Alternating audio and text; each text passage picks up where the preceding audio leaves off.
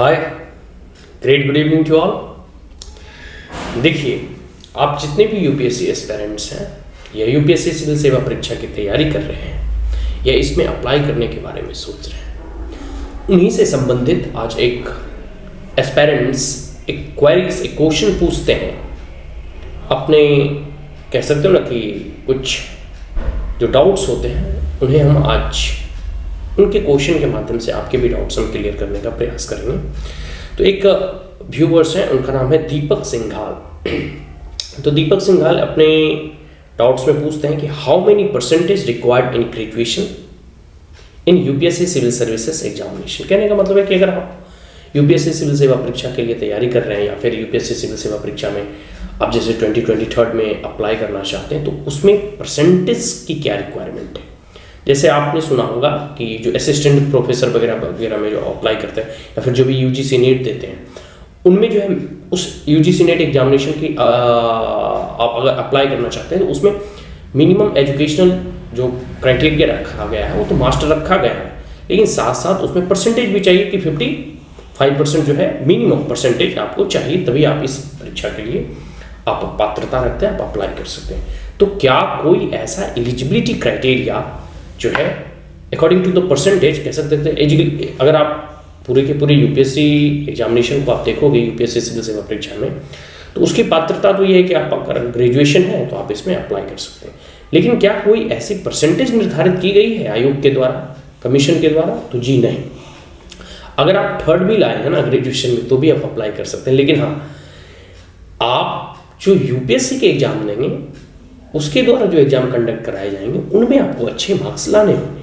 देखिए, एक बात तो तय है कि अगर ग्रेजुएशन के मार्क्स से यूपीएससी एग्जामिनेशन जो है में सफलता सुनिश्चित होता तो फिर यूपीएससी को इतने एग्जामिनेशन 3 स्टेज में कराने और कंडक्ट कराने की आवश्यकता क्या होती।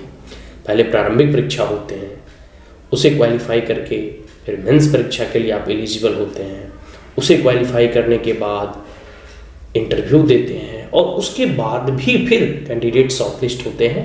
मेरिट लिस्ट में जितनी वैकेंसी होती है उतना ही। तो इतने लंबे चौड़े, उसमें भी प्रीलिम्स के 2 पेपर है, मेंस के 9 पेपर, एक इंटरव्यू, इतना लंबा चौड़ा फिर प्रोसेस करने की आवश्यकता क्या थी आयोग की? अगर आपके ग्रेजुएशन के मार्क्स पर ही निर्धारित किया जाता तो फिर बात ही अलग थी, लेकिन ऐसा कुछ नहीं है। आयोग ने अपने नोटिफिकेशन में, प्रीवियस नोटिफिकेशन के कुछ लाइनें मैं आपको यहाँ बता रहा हूँ कि आयोग क्या कहती है एजुकेशनल क्वालिफिकेशन को लेकर, मिनिमम एजुकेशनल क्वालिफिकेशन को लेकर। ठीक है, वो सिर्फ और सिर्फ देखती है कि फलाना व्यक्ति या फिर कोई भी ऐसा कैंडिडेट जिसने स्नातक कर लिया है या स्नातक के समानांतर, मतलब जिसने ग्रेजुएशन कंप्लीट कर लिया है या फिर जो ग्रेजुएशन के समान डिग्री है, जैसे बीटेक वगैरह हो गया, एमबीबीएस वगैरह हो गया, या फिर जो भी उस स्तर का जो डिग्री है अगर उसने हासिल कर लिया है तो यह यूपीएससी मतलब आयोग जो है उसे अवसर प्रदान करती है कि आप यूपीएससी सिविल सेवा परीक्षा में एलिजिबल हैं, आप अप्लाई कर सकते हैं। इसके साथ साथ यूपीएससी ने 2-4 लाइनें क्या कही हैं इसको मैं आपको बताता हूँ। एक candidate must hold a graduate degree of any of the universities incorporated by an act of the central or state legislature in India or the other educational institution established by an act of parliament or declared to be deemed as a university under section 3 of the University Grant Commission Act of 1956 or possesses an equivalent qualification। तो इसमें कहीं भी आपने देखा होगा कि number of percentage का कोई भी जिक्र नहीं किया गया है कि आप जो है इतनी परसेंटेज लाएंगे। जैसे होता है ना कि 10th 12th या ग्रेजुएशन वगैरह में हम देखते हैं ना कि अगर जो कोई भी व्यक्ति, कोई भी कैंडिडेट अगर 60% से अबव ले आता है तो वो फर्स्ट डिवीजन पास हो जाता है, मतलब कहा जाता है कि व्यक्ति फला व्यक्ति ने फर्स्ट डिवीजन से पास कर लिया। ऐसी कोई भी एलिजिबिलिटी नहीं है कि आप फर्स्ट डिवीजन वाले ही अप्लाई कर सकते हैं, सेकेंड डिवीजन और थर्ड डिवीजन वाले अप्लाई नहीं करेंगे। बस पास होना चाहिए, मतलब आपने डिग्री अपनी हासिल कर ली है, आप बस उसमें पास हैं, आप अप्लाई कर सकते हैं। लेकिन हाँ, इतना मैं जरूर कहूँगा कि अप्लाई करने से पहले प्रीवियस ईयर का क्वेश्चन जरूर देखें।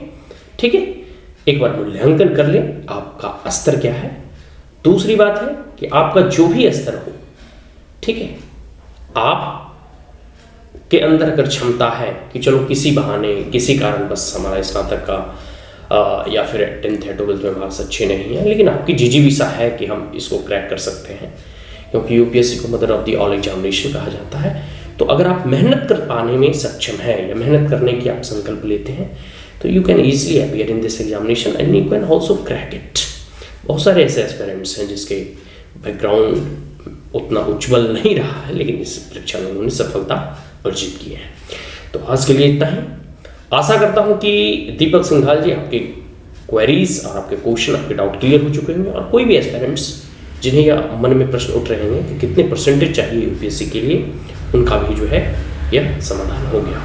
तो अगर आप हमारे चैनल पे पहली बार आए हैं तो इसे लाइक और सब्सक्राइब करना ना भूलें, also press the bell icon. And if there were any queries, कोई क्वेरीज है, कोई डाउट है, कोई कमेंट है, तो कमेंट बॉक्स में जरूर लिखें। जय हिंद, जय भारत।